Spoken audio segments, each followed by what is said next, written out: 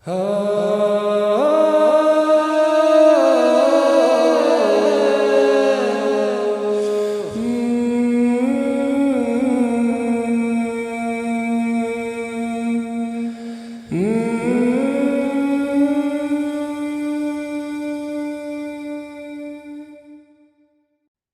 todos bem-vindos a mais um estudo dessa semana. Que nosso Pai Oxóssi, nosso Pai Oxalá, possa abençoar a todos aqueles que estão ouvindo e os que vão ouvir ainda, que se interessam por literatura de Umbanda e querem fazer isso de uma forma um pouco mais devagar, um pouco mais amena. Assim, vocês já viram a quantidade de vídeo de 5 minutos que tem na internet tratando de Umbanda? Gente, é muita superficialidade. Então, e o pior, as pessoas consomem esses vídeos de 5 minutos, de 10 minutos, e aí se acham expert de Umbanda. Não, já viu sei lá quantos vídeos de 5 minutos do Pai Bidu lá, que fala tudo, que sabe tudo, já aprendi várias mandingas, então agora já sou um bandista. Ai, gente, não é assim, né? Algumas coisas a gente até vê interessante, não estou criticando os vídeos curtos, tá? Mas você tem que se dedicar, você tem que se dedicar com leitura, sabe, com profundidade, você tem que ir a fundo nas coisas. Então, mesmo que seja devagar, o nosso ritmo é lento, não é um ritmo para qualquer coisa online. O nosso ritmo é o nosso ritmo. Por quê? Porque eu acredito que as coisas devagar, você não perde os detalhes, né? Então, a gente vai sempre tratando devagarinho, os assuntos vão surgindo, a gente vai trabalhando, para a gente não ficar só na superficialidade, tá? Eu até recomendo algumas coisas, eu até vou postar um outro material depois para vocês, eu vou fazer algumas recomendações, recomendo no canal também, que a gente deve expandir, deve ver outras fontes, inclusive de outras religiões, não tem nada de errado com isso. Só que a gente sempre coloca aquele nosso filtro da visão da nossa religião, tá? Então, eu espero que vocês estejam firmes no livro, porque agora o fight começa. Esse homem já sofreu, já chorando, eu não vejo, gente. Toda vez eu acabo de ler esse primeiro livro, que é a primeira parte, eu choro mesmo. E depois vai lá mais para frente, eu vou chorar de novo, eu não consigo, tá? É muito emocionante. Mas agora nós paramos da morte dele. Ele morreu, né? Seu corpo carnal morreu lá nos braços da sereia, tudo aquele chororô que a gente estava. E quando ele desperta, ele lembrava, a última coisa que ele se lembrava era de estar amparado nos braços da sereia, né? Ele só lembra da dor, do pranto, né? Daquilo. E aí ele já se deu conta imediatamente de que ele falou: bom, eu acho que o meu tempo na Terra acabou. Então, ele quando ele acordou, ele percebeu que estava num quarto branco, com roupas brancas, e ele percebeu que a visão dele havia retornado. Então, ele falou: as lágrimas que a sereia derramaram devolveram a visão do espírito, né? Por isso que o corpo já não existia mais. E quando ele se viu, ele já não era mais cego, tá? E aí, gente, nós vamos ter que iniciar já com uma pausa. Por quê? É muito importante a gente falar sobre as deformidades, as doenças e como elas acompanham ou não o corpo espiritual. O nosso corpo espiritual, eu vou tratar disso com mais profundidade em outros vídeos, tá? Já estou devendo isso há um tempo, já falei que ia falar. Mas o nosso corpo espiritual, o imediatamente após esse, menos denso que a matéria, mas o corpo nosso espiritual mais denso, nosso perispírito, ele é moldado, ele tem a mesma forma exatamente igual ao nosso corpo físico, é uma cópia, uma réplica. inclusive com as nossas doenças, as nossas deformidades e tudo mais. Com a nossa idade. Você fala, ixi, lascou. Vou morrer e vou continuar com essa cara. Gente, não é bem assim, tá? Por quê? Porque esse corpo espiritual, ele é muito mais facilmente moldado de acordo com a manipulação das energias que é feita do outro lado. E isso pode acontecer literalmente no piscar de olhos. Então, você tem espíritos, vou dar algumas situações, tá, gente? Não é receita de bolo, pelo amor de Deus. Cada caso é único, cada espírito é sempre único em sua situação. Mas, por exemplo, você pega espíritos. Lembra quando a gente trabalhou aqueles espíritos que ficam presos no corpo? Porque o perispírito não consegue desgrudar o apego à matéria? Esse é um caso. Mas você tem os espíritos que saem do corpo, são removidos do corpo físico e continuam, muitas vezes doentes, muitas vezes deformados. Por quê? Porque é uma situação do espírito naquele momento. Isso pode ser revertido? Pode ser revertido.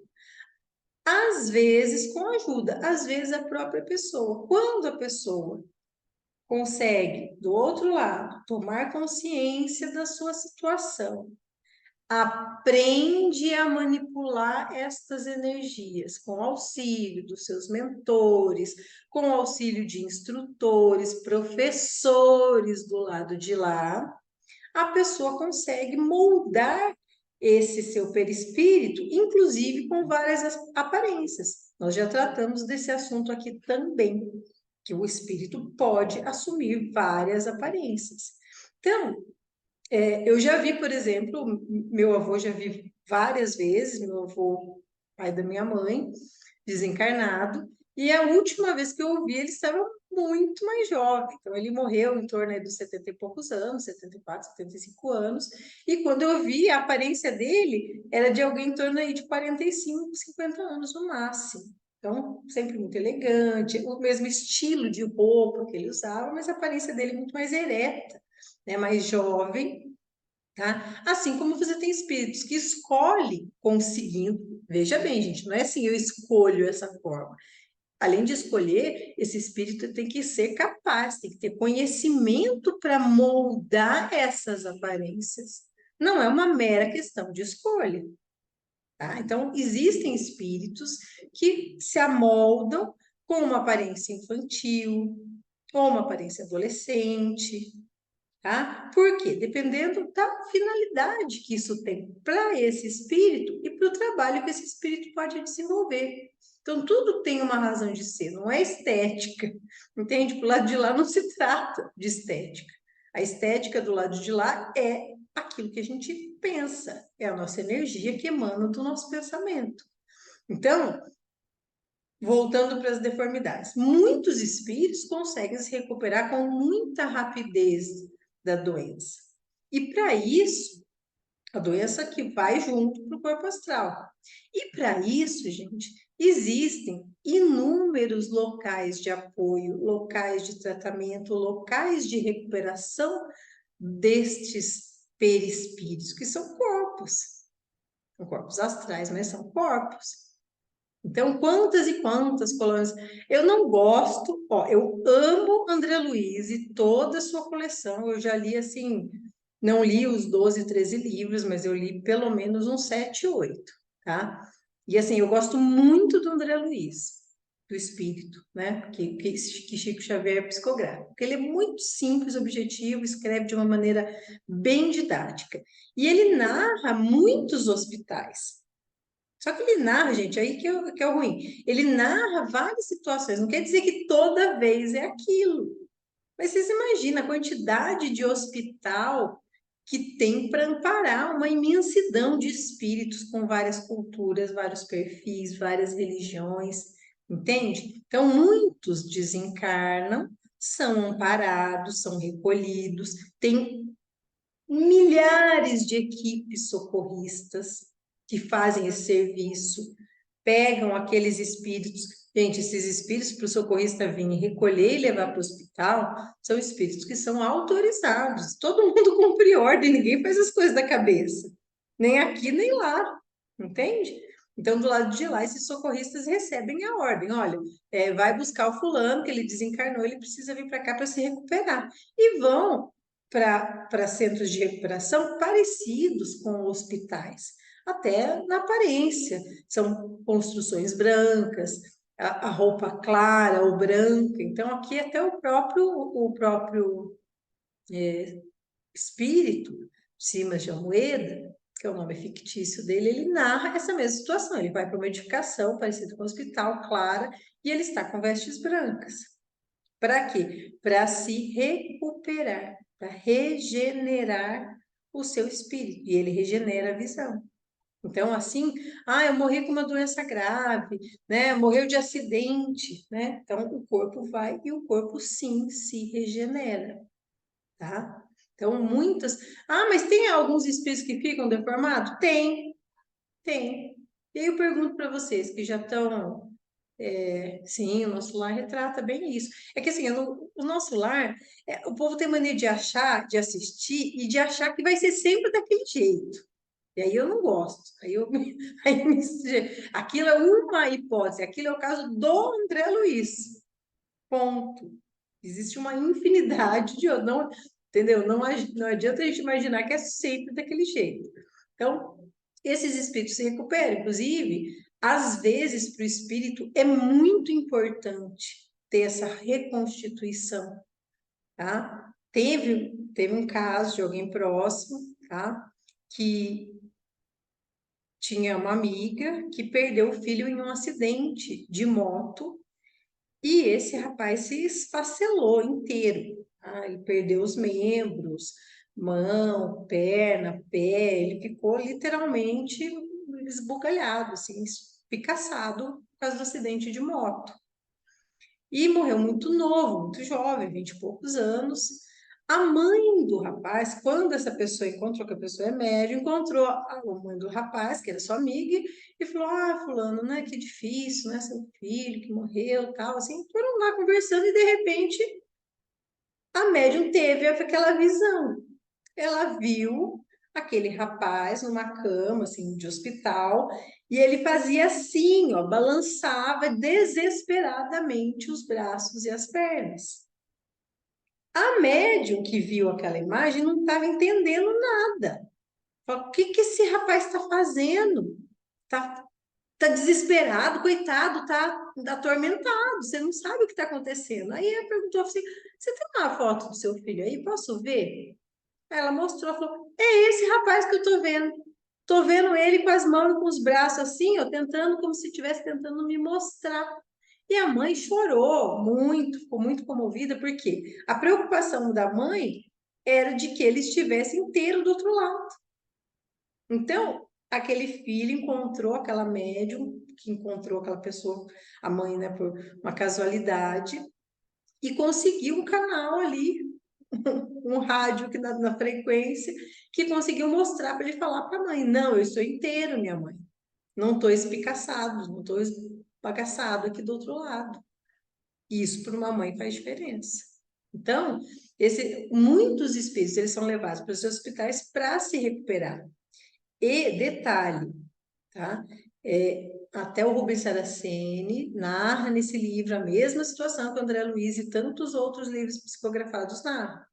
Eles recebem um líquido parecido com uma sopa, uma água fluidificada, não é só água fluidificada, tá? Que é uma forma de alimento. Em alguns lugares, em algumas colônias, dependendo do tipo de espírito que vai ser resgatado, existem inclusive alimentos. Morri. Aí fala agora, morri. Morto come? Espírito come? Ai, meu Deus. Gente, come. Ai, mas... Gente, o espírito que desencarnou há pouco tempo, ele carrega uma necessidade energética de se alimentar, porque a gente se alimenta com a mente também. Quem é gordinho sabe disso. Ai, gente, a gente come que é uma beleza. Come com a ansiedade aqui da mente, né? Então, o que que acontece? Esses espíritos, até se adaptarem ao mundo espiritual, recebem, sim, alimentos. Lembra que eu falei para vocês do duplo etéreo que você retira? Ele pode ser retirado da comida, das plantas, das frutas. Então, frutas e essências de ervas, de flores, de frutas podem ser colhidas e utilizadas para regenerar energeticamente esses corpos espirituais. Inclusive, num outro livro do Rubens Saraceni, chamado A Lenda do Sabre Dourado, ele se torna, em vida, ele era um coletor de ervas, um médico da época, mais ou menos no ano 900. E quando ele morre, ele também colhe, ele faz a mesma coisa. Ele colhe o néctar espiritual de plantas, de frutas, para fazer esse líquido, que é um líquido altamente energético, que ajuda a regenerar o perispírito. Vocês estão entendendo como isso é importante? Como é bonito? Então, regenera, sim, regenera. E o que que permite, então, um espírito ficar deformado, mutilado, apodrecido? O que que permite? Um espírito ficar em forma animalesca ou podre mesmo, quantas aparências horrorosas. O que que permite, gente? Vocês já sabem, né? É a culpa. É a culpa. A culpa permite que o espírito fique desse jeito e não saia dessa situação. É uma situação íntima dele. Eu mereço ficar assim, por quê? Porque eu me culpo de alguma coisa. Entende? Que a culpa é um treinamento, a gente tem que treinar desde já, gente. A não ter culpa, ter responsabilidade no que faz. Que a culpa literalmente corrói o corpo e a alma. Então, assim, muitos espíritos têm escolhas. Voltando só um pouquinho, lá no livro do Guardião da Meia-Noite que a gente leu. Por que é que ele queria ficar na forma de caveira, de esqueleto? Vocês se recordam a frase que ele disse? Ele queria ficar daquela forma para se esconder, porque ele ainda carregava muita culpa do que ele tinha feito com a esposa. Lembra? A confusão que aconteceu, que ele achava que a esposa estava traindo ele. Então mas agora ele é um Exu poderoso. Eu falo, um Exu extremamente poderoso, integrante da Falange Meia-Noite, que ainda carrega sua culpa. Evolui, mas isso é íntimo. Olha o Cavaleiro da Estrela da Guia. Quem é esse espírito? Evoluidíssimo. Um poder fabuloso, mas ele ainda carrega a culpa. Vocês estão entendendo que a culpa não é muito evoluído, então não tem culpa. Gente, não, gente. Vou falar outra coisa para vocês também, viu? Não é para você desesperar, não, mas quanto mais alto, maior a queda. Esses espíritos que às vezes são muito assim, quando cai, cai feio. Vocês vão ver, nós vamos chegar lá. Então, esses espíritos com essa culpa, muitas vezes, carregam e se permitem. Às vezes, no caso do Guardião da Meia-Noite, ele até acostumou e gostava daquela aparência. Não carregava mais aquela aparência por culpa, tá? A última, a última gira, eu não lembro que foi na gira. Teve uma das giras de esquerda, eu não lembro se foi na última, eu não lembro, mas eu ouvi essa frase do Exu do Lodo falando para o Exu Caveira assim, ó, nossa, ainda bem que eles não conseguem te ver. Falei, vixe, o negócio é feio. E é feio. Ah, mas será que é por culpa? Na verdade, gente, ele me deu uma explicação até mais simples. Se existe culpa, ele não me revelou as suas intimidades. E eu é que não vou ser besta de perguntar. Mas ele chegou e falou assim, falou para uma pessoa que ele sempre gostava, a pessoa frequentava o terreiro, faz tempo já que não vai, sempre gostou muito dessa pessoa. E ele falou assim, olha, ô menina aí, eu tô do teu lado e eu tô para te defender. E se quem tá para te defender tem essa aparência dessa caveira podre aqui, É para assustar qualquer um que se meter a besta com você. E ele falou isso para essa menina, para essa pessoa. Então, assim, você tem medo de mim? Não, não tenho, a menina falou. Então tá bom, porque quem me vê é para ter medo. Então ele usa a aparência, inclusive para intimidar. Eu nunca vi, mas algumas pessoas relataram e ele descreveu que não é uma caveira, aquela caveira branquinha, bonitinha, sabe? Aquela que aparece nas estátuas, que parece todo. Não, ele é uma caveira podre, com carne apodrecida, sabe? Não é nada agradável. Então, essa aparência pode ter outras finalidades, tá? Mas se você pegar espíritos que não estão trabalhando desta forma na esquerda e que não necessitam dessa aparência chocante, tá? Esses espíritos, sim, podem, por culpa, manter, né, certas deformidades, certas deficiências. Senão, não. Não tem a Patrícia lá no Violetas da Janela, que ela não conseguia mudar até o cabelo dela com o pensamento? Então, com o pensamento, o espírito aprende a moldar, a plasmar a forma que ele bem quer. Ok? Então, não é uma regra geral. Ah, morreu doente, vai ficar doente do lado de lá. Ah, morreu mutilado, vai ficar mutilado do lado de lá. Não é bem assim.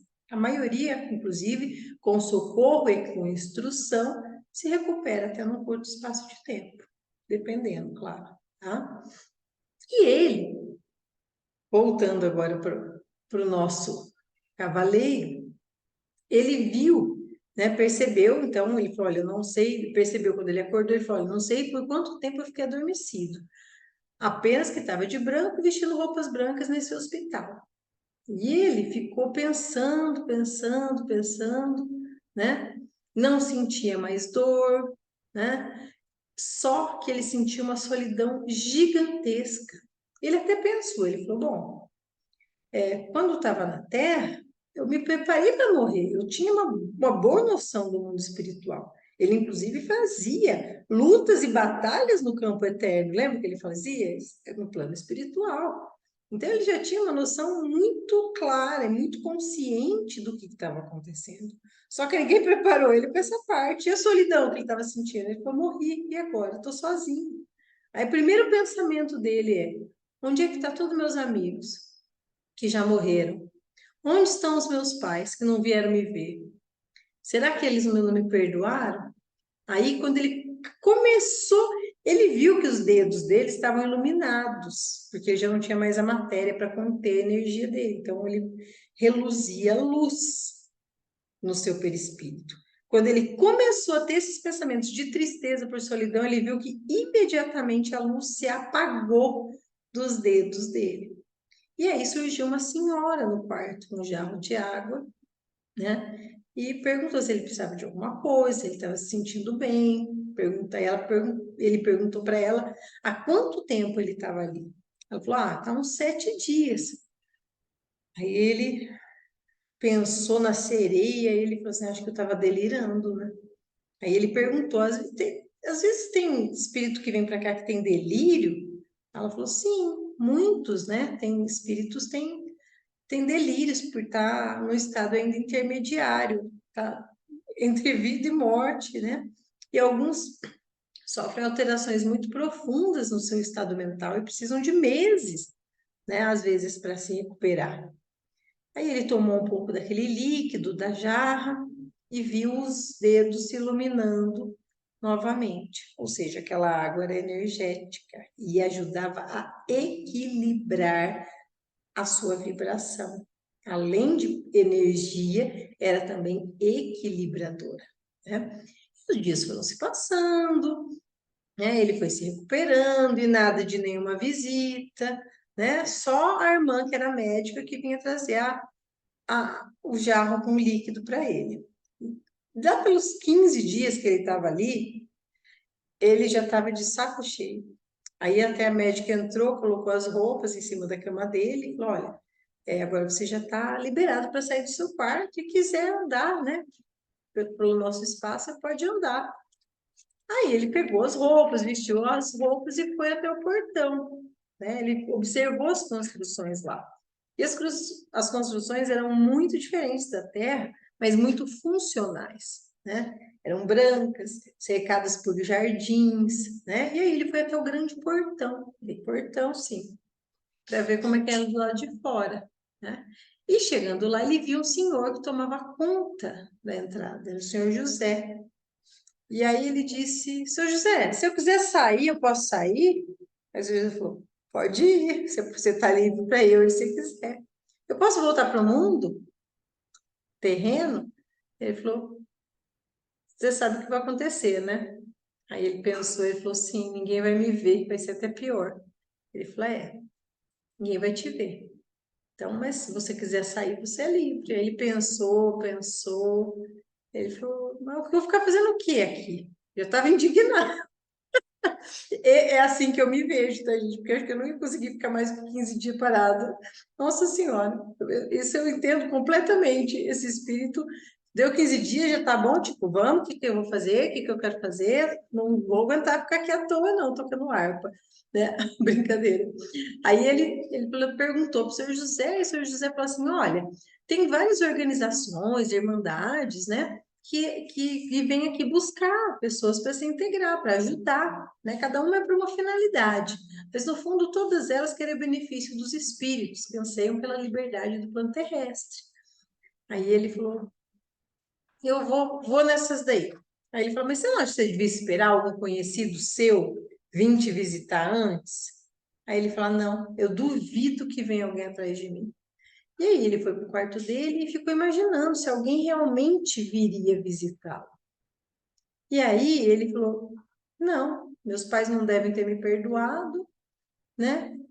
As outras pessoas que morreram também não. Eu acho, ele falou, as únicas pessoas que eu sei que poderiam me visitar, que gostariam de me visitar, são os negros e os índios, mas eu não estou vendo ninguém parecido com eles aqui. Aí ele falou, então, eu tô, eliminei, ele falou, eliminou essa hipótese e se sentiu literalmente sozinho, desolado, tá? Aí ele se juntou ao primeiro grupo de trabalhador que apareceu lá. Aí, e o povo ainda insistindo, mas você não quer esperar alguém vir te procurar? Não, não, não, não, não, tô indo. Aí o cara falou assim, mas você não quer nem saber o que que a nossa organização faz? Ele falou, não, não quero nem saber, eu só vou. É para ajudar, eu vou. Nem perguntou, não quis nem saber o que que eles faziam. E quando ele foi, eles foram volitando. E teve o espírito, ó, pega na minha mão que você vai se sentir um pouco tonto.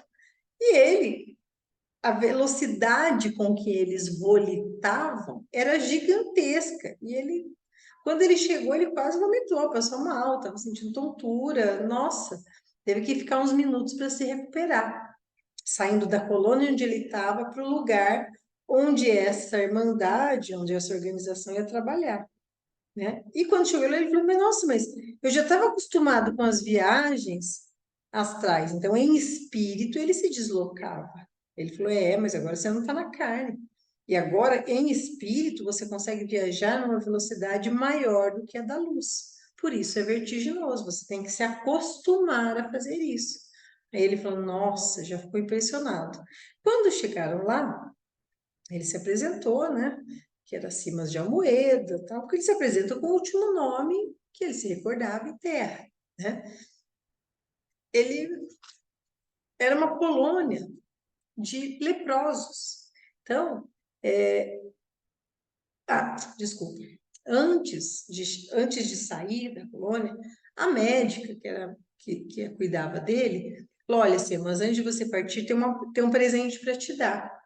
E deu para ele uma espada. Ele falou, mas espada? Ele falou, eu não sabia nem usar quando em vida, o que que eu vou fazer com isso? Ele falou assim, não, essa é uma espada muito poderosa. Se você usá-la bem, ela vai se iluminar. E se você ignorar os seus poderes e não usá-la honradamente, ela se tornará um ferro frio. E ele agradece e leva a espada consigo, né? E quando ele chega lá, descobre, né, que aquele serviço que eles estavam prestando era socorro a essas almas que haviam desencarnado. Antigamente, né, a hanseníase era conhecida como lepra. E era uma doença, gente, que na época, pensa aí, meados de 1700, 750, e por um bom período na humanidade, tá? Ela era uma doença que tinha um karma muito difícil, porque tinha muito preconceito, as pessoas... Então, assim, a medicina não entendia o que que era contagioso, as pessoas ficavam isoladas para morrer, não importa se era rico, se era pobre. Leproso ia normalmente afastado, isolado do restante para morrer. E as pessoas literalmente derretiam vivas, né? Porque as chagas iam apodrecendo, e a pessoa ia perdendo, até não conseguir mais se locomover e morriam a mim. Isso por séculos a lepra era. Então, a pessoa que morria com essa doença, além de toda a dor, todo o sofrimento físico, ainda tinha o sofrimento moral, tinha o sofrimento emocional de ser abandonado, de ser isolado, passar os seus últimos dias, meses, anos, às vezes, sem contato com mais ninguém, além daqueles doentes ali. Então, eles se uniam na doença, era a única coisa que lhe restava. Nada de família, nada de amigos, nada de posse, a pessoa perdia tudo que ela tinha. Agora ela era um leproso. Então, esses espíritos que desencarnaram por essa doença, são espíritos que têm uma situação ainda mais delicada que os demais. Porque não é uma doença que só judia do corpo físico, ela judia do emocional, ela judia da alma da pessoa, com certeza. E quando ele foi andando por aquele lugar, ele ficou aterrorizado, né? Ele ficou chocado, ele começou a ouvir gemidos, gritos de socorro, e aí a primeira coisa que eu falei no início do estudo: mas por que que esses espíritos não se regeneram? Lembra? A grande maioria é culpa. Culpa, falta de esclarecimento, mas a culpa é a grande aprisionadora nessas formas, tá? E ele, quando viu aquilo tudo, né, ele começou a ficar desesperado. Ele falou, nossa. Aí o mentor dele, quem estava mostrando o lugar, falou, calma, Silas, isso é assim mesmo, né? Nós não podemos modificá-los, né, de uma hora para outra. Aí o Simas pergunta, há quanto tempo eles estão aqui? Ele fala, alguns vieram há pouco, outros estão há tanto tempo que nós nem sabemos. São anteriores à nossa chegada aqui. E periodicamente nós, quem cuida ali, eram trocados por outros servidores, por outras pessoas que viriam para ajudar. Aí ele fala, olha, eu não posso me acostumar com esse sofrimento. Então, eu vou fazer o que eu puder aqui para ajudar. Nisso, o que que acontece? Um homem pega, assim, toca nele e pede desesperadamente, me ajuda, me ajuda. E ele olha para aquele homem, pega na mão daquele homem e fala, vamos orar junto para Deus, nosso Pai, para que você possa se recuperar. E aí o homem fala, não, eu não quero orar, eu já tentei, mas eu não tenho coragem para chamar por ele. Eu sinto vergonha do meu passado. Olha lá que eu falei, culpa, né? Mas, sim, então essas pessoas muitas vezes se esquecem ou não querem. Então, essas pessoas não conseguiam rezar. Até ele fala, né?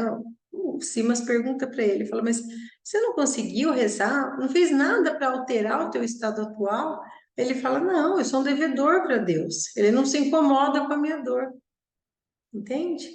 Aí ele falou, não, vem aqui. Pegou na mão do homem assim e falou, já que o senhor não consegue rezar, nós vamos fazer uma oração juntos. E ele tomou as mãos do homem e começou a orar fervorosamente, porque não é só lá ficar lá, Pai Nosso, Ave Maria, né? Orando de verdade, com amor, com coração. E ele sentiu uma corrente energética passar dos dedos dele para o homem. E ele rezando junto com o homem, quando ele abriu o olho, o homem estava curado. A sua forma já estava inteiramente curada. E até ele se surpreendeu. E todo mundo em volta, porque daí os mentores que estavam junto, que eram o Jorge e o João, mostrando o lugar para ele, já falou, como que esse homem conseguiu fazer isso? Sentou, orou e curou o cara assim, literalmente de uma hora para outra. Aí ele, e ainda falou para o homem, falou, você está se sentindo bem, meu amigo? Ele falou, tô. Então você vem aqui que agora eu já sei como que você vai servir a Deus. Foi lá no alojamento, e pegou um livro de preces, e ele falou, pediu autorização, falou, senhor João, eu posso dar uma tarefa aqui para esse senhor, para ele ler o livro de prece para os outros? Ele falou, aí eu falou, sim, pode. E aí, vocês lembram do que ele fazia em vida? Ele via as pessoas e falava, não, vem cá, vou te ajudar. Agora você que eu ajudei, faça o mesmo pelos outros. Não era isso que ele fazia em terra, em vida? Não abria os seus negócios e fazia com que eles prosperassem, que eles ajudassem outras pessoas? Então, ele continuou fazendo isso na morte também. Só que quando ele foi fazendo tudo isso, as 3 cruzes no peito dele se iluminaram. E aí, o mentor João olhou para ele e falou: que cruzes são essas? Aí ele falou: no meu tempo na Terra, eu fui iniciado como mago, mas eu não tinha visto elas ainda. Eu achei que essas marcas só existiam na carne, não no espírito, né? E aí, gente, uma outra pausa. Símbolos impressos na carne e no espírito. Já falei para isso para vocês que existem símbolos que são gravados no nosso espírito. Existem energias, porque os símbolos, na verdade, eles são só formas de fixar e de identificar uma energia que integra o nosso ser imortal. Entende? Não adianta você fazer tatuagem. Ó, gente, vocês me desculpem, perdão a todo mundo que vai assistir isso, mas eu sou a pessoa que menos gosta de tatuagem na vida, tá? Por quê? Porque eu não gosto que fica furando o couro. Aquilo para mim é uma coisa assim. Mas isso é coisa minha, não é preconceito, eu não estou criticando, só estou dizendo que eu não gosto. E aí eu vejo as pessoas, não, porque, eu vou tatuar tal coisa, porque é um símbolo disso, outro é um símbolo daquilo. Você não vai de nada, gente. O símbolo você recebe quando aquilo integra o, a tua alma, o teu ser, o teu registro acástico, como chamam os espiritualistas que não têm religião. Por quê? A partir do momento em que a carne não te faz perder alguma coisa, aquilo é seu. Eu vi a professora Lúcia Helena Galvão, que eu amo, até estava comentando esses dias com uma das filhas. Eu adoro ela, eu gosto do jeito que ela fala, eu gosto do que ela fala. Soa muito autêntico e verdadeiro, muito sincero as palavras. Eu reconheço isso nas sutilezas. E ela falando exatamente sobre isso, que quando você morre, você perde. O seu corpo é seu? Não. A sua família é sua? Você morre, você perde sua família? Perde, gente. Então não nasce junto e nem morre junto com ninguém. Não faz parte dos seus espíritos que te ajudam, te auxiliam, que a gente ama, mas eles não integram o nosso espírito. Não desta forma como a gente imagina. Vou explicar uma gêmea mais para frente, tá? Agora, o que que você não perde? Aquilo que integra o seu espírito imortal, as suas aptidões do espírito. Você pode morrer, nascer, morrer, nascer, morrer, nascer, que isso vai pertencer a você.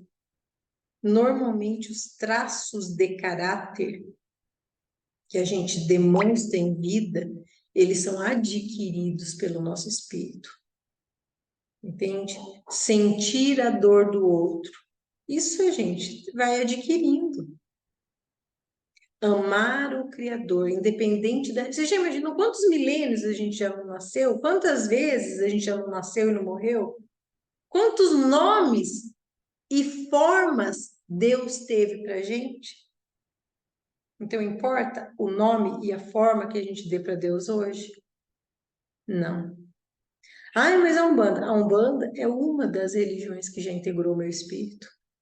Mas a essência e o que o seu espírito não perde é o amor ao Criador. Amor a uma força maior. Que eu me sinto integrada e amada e pertencente. Ela a mim e eu a ela. Isso é fé. Entende? Então, isso integra o meu espírito. Eu sou um espírito que hoje é ligado à fé. A fé é importante para mim. E aí, às vezes, você escolhe uma religião, outra religião, conforme a necessidade desta ou de outra encarnação. Mas o importante, vocês entendem, eu amo, não minimize, não distorça. Eu amo a nossa religião, mas ela é uma das religiões que eu escolhi. Eu amo as outras também. E eu vi isso quando eu consagrei a minha coroa para Oxalá. Porque foi exato com essas palavras, inclusive. Não importa se era a pé ou a cavalo. A minha busca sempre foi pela fé. Então, o meu espírito, o meu ser imortal tem como essência a busca da fé. Não é busca de crer, não. Eu já expliquei para vocês que para mim fé não é acreditar, tá, gente? Fé é saber ter consciência de estar integrado a esse todo superior. Não importa o nome que você dê.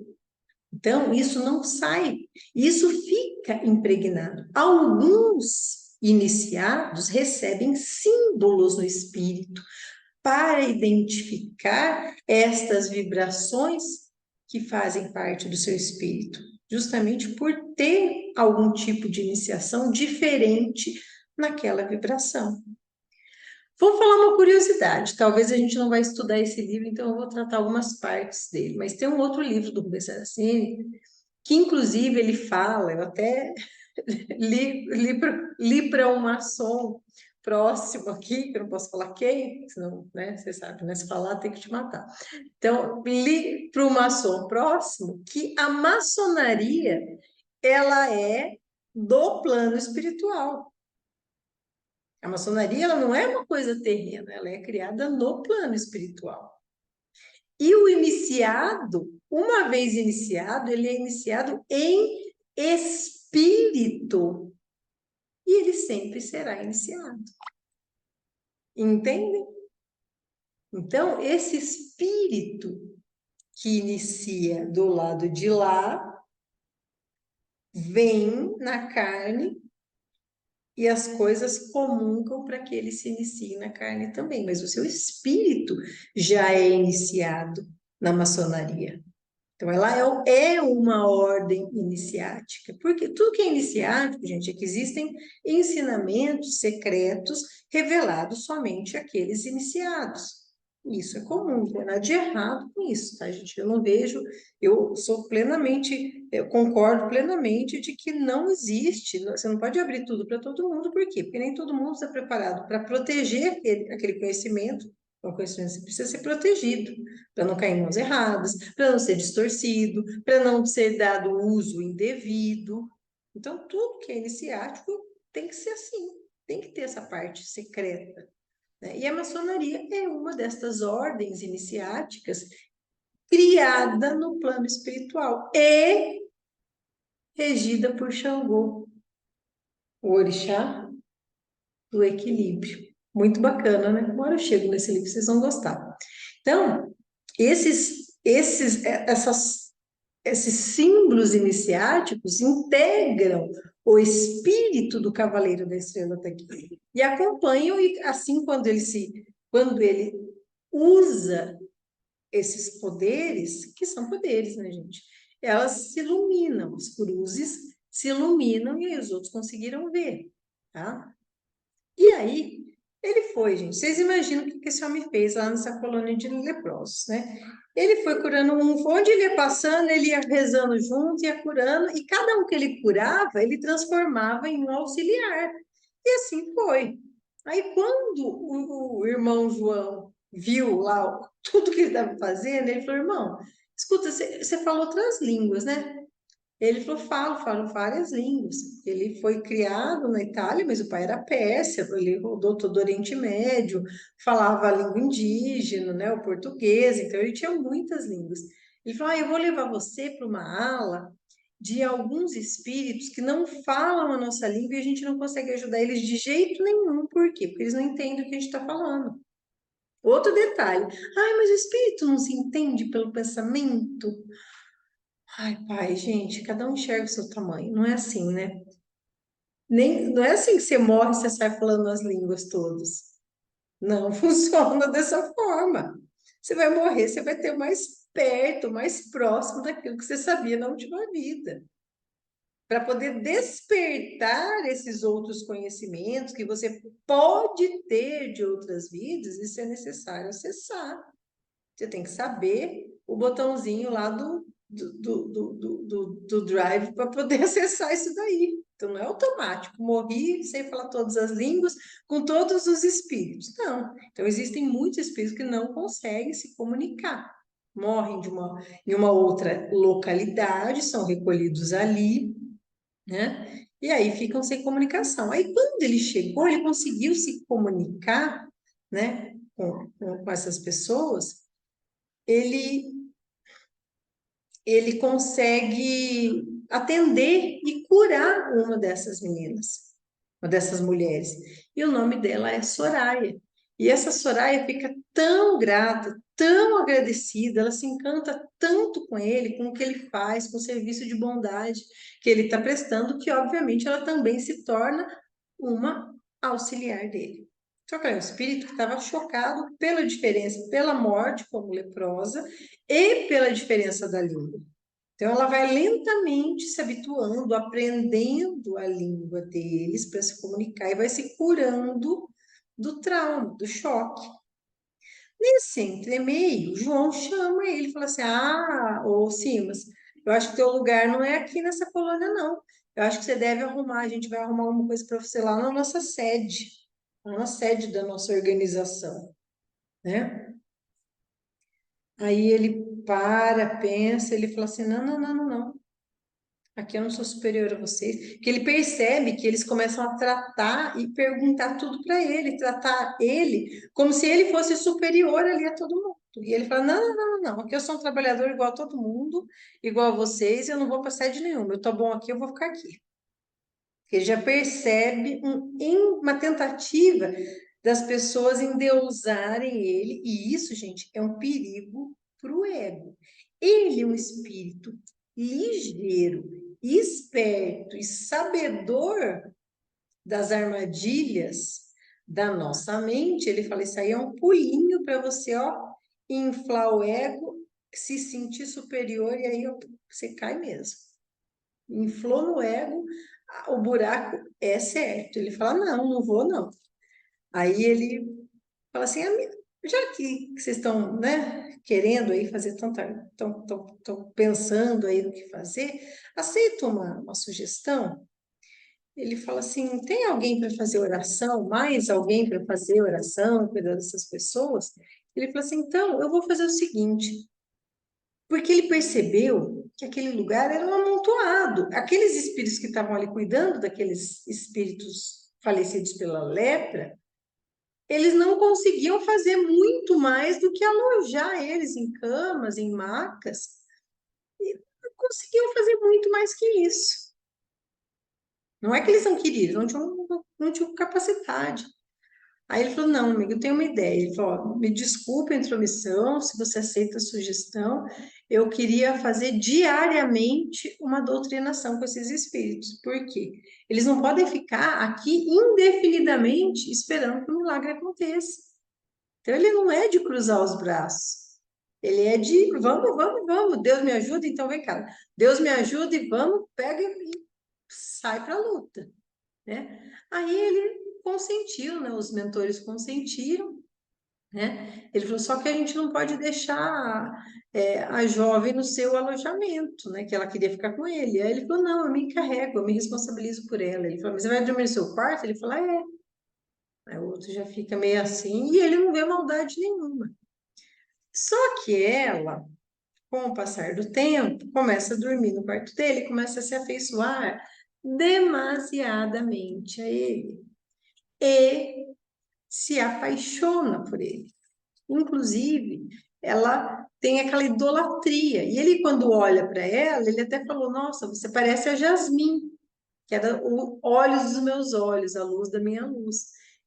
E ela fala: Então você sou a Jasmim. Ele fala: Não, a Jasmim é única. Então ela começa a confundir as coisas. E isso começa a criar um problema bem sério. tá? Até chegar o ponto dele, do mentor, dizer assim para ele, falou, olha, eu acho que a Soraya, ela tem outros sentimentos por você, você olha bem, né? Porque isso vai acabar trazendo problema para você e para ela, né? Aí ele parou, pensou, ele falou, bom, eu vou conversar com ela. Só que quando ele vai conversar com ela se ofende. Ela fala, não, não é isso, mas eu amo você, a gente pode ser amado. Ele fala, não, você está confundindo, eu te vejo como uma filha querida, você é um espírito que eu quero ajudar, e eu tenho um ideal, eu tenho um plano para que você evolua, para que você cresça, o objetivo não é amoroso. E aí, gente, vocês já imaginam, né? O pau caiu a folha. Só que até chegar aí, ele já tinha mudado, gente, a colônia inteira. A colônia era outra. Já estava até sobrando trabalhador. Todas as pessoas que ele curava, as pessoas que ele começou a doutrinar diariamente, isso acelerou a recuperação de dezenas, centenas, milhares de espíritos que estavam ali alojados. Então, ele deu uma evolução ali rapidona. Só que quando acontece esse problema com a Soraya, ele imediatamente faz o quê? Se recolhe na culpa. Por quê? Qual que é o pensamento dele? Quando ela se magoa e sai chorando, né? Ele falou, olha, eu achei que estava aqui para ajudar, mas eu estou aqui novamente para magoar as pessoas. E aí ele volta a cair a vibração e ele queria se isolar de tudo e de todos. Ele falou, eu não acredito que onde eu vou, eu levo dor e sofrimento. Então, na cabeça dele, por ele ele não fez isso de propósito, mas a menina acabou se apaixonando por ele e isso gerou um sofrimento muito grande para ela. E isso gerou nova culpa para ele. É um ciclo vicioso na vida dele, né? Ele se envolve com as pessoas, aí ele não consegue ou não quer, nesse caso ele não queria, não era isso, e aí a pessoa chora e ele se sente culpado, e aí ele vai com culpa, entendeu? Assim, então é uma coisa que se repete novamente, como em vida, também depois da morte. Você viu como ele foge? Ele teve muitas mulheres, não era promiscuidade, teve muitos amores. Mas ele não se prendeu a nenhum deles. Ele fez o que precisava com as suas esposas, ajudou, mas os seus outros compromissos sempre o afastaram dos seus amores. Entende? Isso trouxe para ele depois também, antes de morrer, muita culpa, um remorso muito grande, por não ter dado àquelas mulheres que tanto o amaram aquilo, ser um marido melhor na cabeça dele. Tá? E com a Soraya é a mesma coisa. Quando ele viu o erro, ele se retirou, apanhou a sua espada, que era a única coisa que ele tinha ali, né? Orou para Deus para que todos naquele retiro fossem abençoados e se mergulhou no esquecimento. Ele falou, aí ele prometeu a si mesmo que todos os nomes que ele teve morreriam naquele instante. Já que ninguém havia aparecido à minha procura, jamais eu seria encontrado pelos conhecidos de agora. Ou seja, ele não queria que ninguém da colônia de leprosos ou a Soraya encontrasse ele. E num piscar de olhos, desapareceu no espaço. Iria desaparecer no tempo e na memória também. Nada mais se importava. E ele fugiu da colônia. Só pegou a espada dele e saiu sem dar notícia, satisfação para onde iria. Tá? Então, novamente, a fuga, sensação, sentimento de culpa levam esse espírito a extremos. Né? Vocês podem perceber, a gente está tratando isso, gente, é assim, para que vocês olhem de uma maneira assim, de aprendizado mesmo, até de conduta. Né? A gente repete, olha a quantidade de de padrão que a gente tem de comportamento e todo mundo vê, menos a gente. Eu vou dar um exemplo bem clássico. Nossa, não é de ninguém específico, mas é muito clássico. Você tem aquela pessoa que só se envolve com tranqueira, né? Você tem pessoa que só se envolve com tranqueira, você fala, mas meu Deus, é uma pessoa boa, uma pessoa séria, mas só se envolve com tranqueira. Mas que universo é esse que encaminha só tranqueira na vida dessa pessoa e sofre, sofre, sofre, sofre? Quando você vê isso repetidamente, esse padrão tem alguma coisa, você fala, epa, epa, epa, epa, epa, tem alguma coisa errada. Para, respira, presta atenção. Gente, na dúvida, lógico que um psicólogo sempre ajuda, as terapias ajudam, mas você pode ir por um bom caminho. Para, se observa, seja sincero consigo mesmo, isso é difícil, seja sincero consigo mesmo. Qual é o sentimento dentro de você que está te instigando a manter esse comportamento? Por que que você precisa se punir tanto? Já pensou nisso? Ai, quem nunca, né, gente? Pelo amor de Deus, não, meu marido é um santo, é um anjo, graças a Deus. Eu ontem posso falar porque ele está aqui perto. Não estou falando, mas isso é muito comum. E a gente mantém esses relacionamentos ruins, abusivos, porque lá no fundo você está tentando se punir de alguma coisa que você não se perdoa. Isso é bem batata. Tá? Eu não sou profissional na área, mas isso é muito fácil de identificar. Outros fazem pior. Tem um relacionamento maravilhoso, uma pessoa maravilhosa, mas não se permite ser feliz. Por quê? Também está se punindo. Eu não mereço essa pessoa é muito maravilhosa para mim. Aí quer se punir e quer se afastar da pessoa. São formas diferentes de se auto-sabotar. Quando eu falo para vocês que conhecer a sua sombra te dá pleno poder sobre você e sobre quem quiser te atacar, seja vivo ou seja morto, entende? Isso é muito real. Pensem nisso. Estou falando de exemplos com relacionamento, porque isso é muito comum, tá, gente? É muito comum. É assim, quase 100% da população, né? Só os castos abstêmios aí que não passaram, mas ainda assim tem isso em mente, pode não ter manifestado. Tá? Então, assim, é muito comum, mas existem outras formas de se sabotar. Ai, de dizer, eu não mereço, não mereço ser feliz, eu preciso ser punida, né? E esse espírito elevadíssimo, maravilhoso, todo, nossa, que a gente já ama ele, né? Não interessa onde ele está, a gente ama ele, com certeza.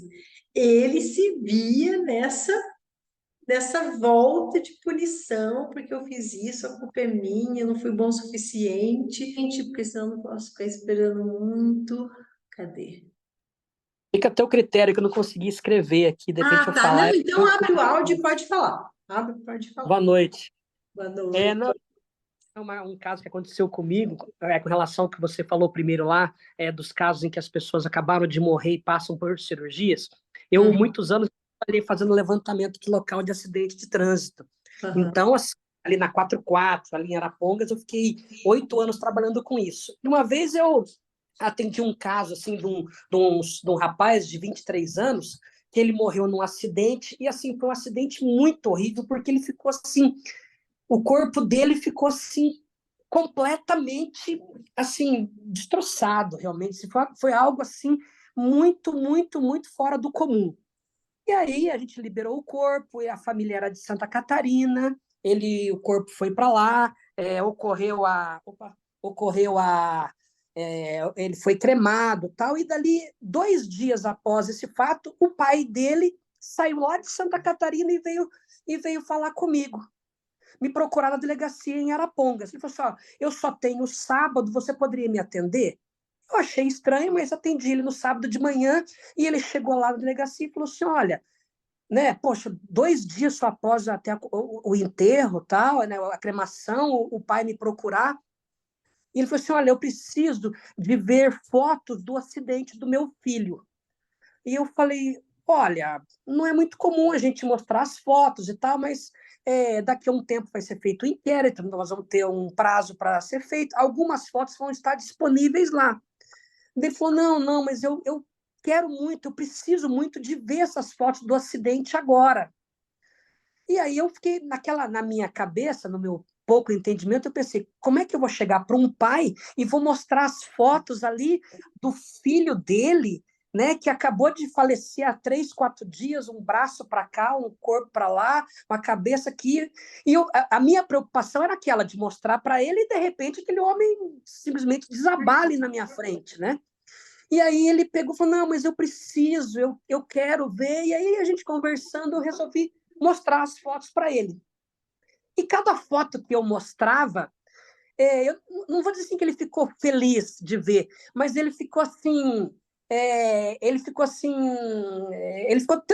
tranquilizou. Cada foto que ele via, ele ficava muito tranquilizado e eu via assim que a satisfação dele de ver aquelas fotos.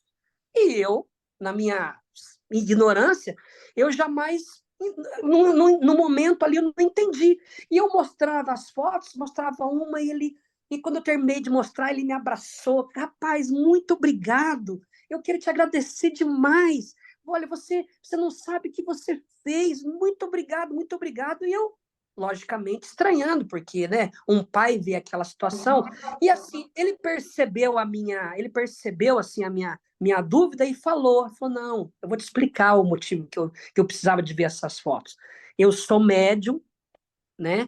Lá em Santa Catarina, eu sou médium, e quando o corpo do meu filho chegou lá, que o corpo chegou lacrado, o meu mentor espiritual começou a explicar para mim, porque a minha dúvida, o que eu queria saber era que se meu filho estava lá no momento de que estava ocorrendo, que estavam velando ele. E aí, todo o momento, ele disse que o mentor espiritual dele ficou narrando para ele de que ele não estava ali porque ele estava passando por uma cirurgia no plano espiritual. Então, o mentor foi explicando, olha, agora ele está sendo curado, né, de um membro que foi retirado, agora ele está passando por isso. E durante todo o período do velório, ele falou assim que o mentor espiritual dele foi explicando as cirurgias que o As filho dele estava passando. lesões com a cirurgia. Exatamente. As lesões que ele tinha passado e o processo que estava ocorrendo. E aí, no momento, ele falou assim, mas ele não vai, em nenhum momento ele vai estar aqui, ele não vai vir aqui. Ele falou assim, não, porque até mesmo porque a hora que terminar aqui, ele já tem outros afazeres e não tem necessidade dele estar aí, porque ele já não pertence a esse plano. E ele disse que ficou muito em dúvida com relação a isso. E essa dúvida foi sanada a partir do momento que ele viu as fotos, porque as fotos que eu mostrei para ele, que eu mostrei todas as fotos do acidente, eram justamente assim uma sequência As do lesões que que o mentor descreveu. exatamente. Mas eu, naquela época, isso já tem mais de 10 anos, eu falei assim, será que esse cara é Conversa de doido? doido. Então, assim, eu não entendi. Mas, assim, o que me impressionou mais foi que cada foto que ele via, ele não ficou alegre, mas, assim, ele ficava, assim, a palavra é tranquilizado. Ele falava assim, ele olhava, assim, ele olhava aquela foto, né, do corpo, assim, e aí cada foto que passava, e a hora que terminou, ele ficou, assim, não vou dizer feliz, mas ele me agradeceu, me abraçou, nós nos emocionamos, e eu não consegui entender.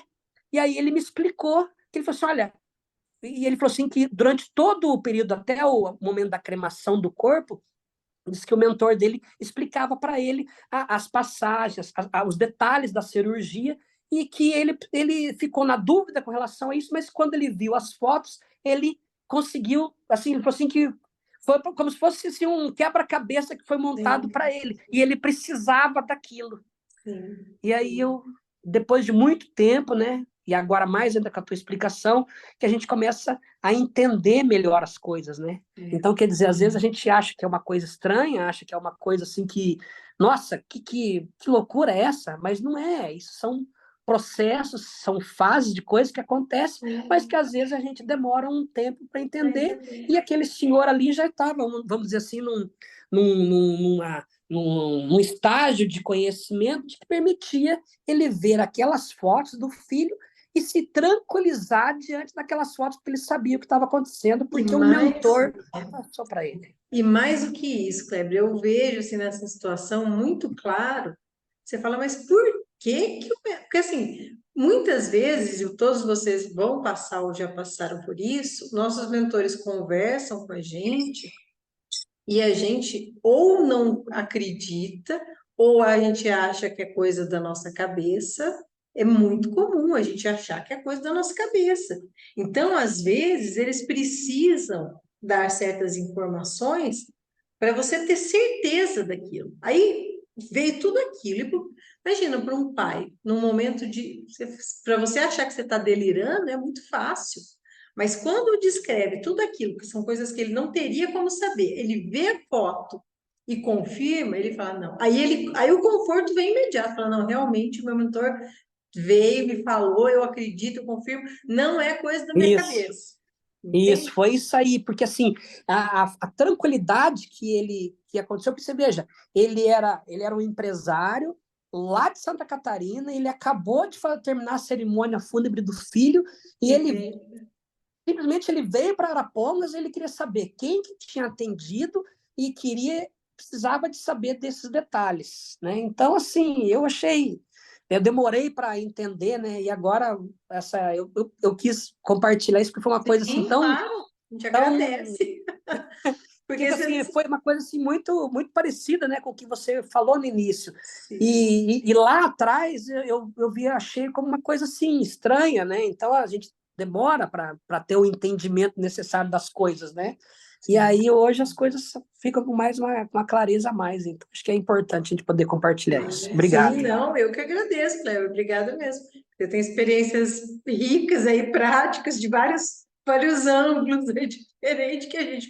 Não, eu talvez alguma coisinha ali, mas muito pouco, você com certeza muito mais, né? Então a gente lida com coisas às vezes, gente. Eu quando falo tem que ter estômago, você vê coisa muito feia, né? O Kleber mais do que eu, mas eu também já trabalhei com casos assim que tem que ter muito estômago, né? Então, e aí só uma outra pergunta. Ai, mas então meus mentores vão vir sempre? Não, gente, eles vão vir quando for necessário. Essas informações não são para matar a nossa curiosidade, ok? Então não pense, eu passei pelo falecimento do meu tio agora, né? Tem 2 meses.